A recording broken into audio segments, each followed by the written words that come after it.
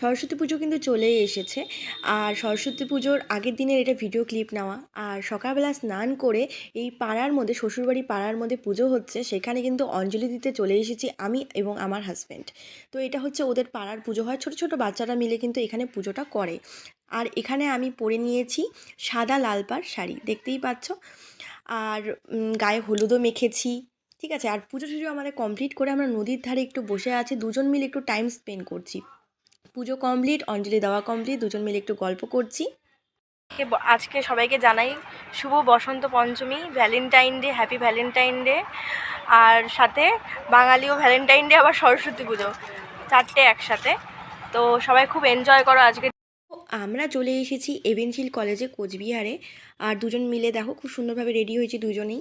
আর এখানে জাস্ট একটু ভিডিও বানিয়ে নিলাম। কেমন লাগছে শাড়িটা পরে অবশ্যই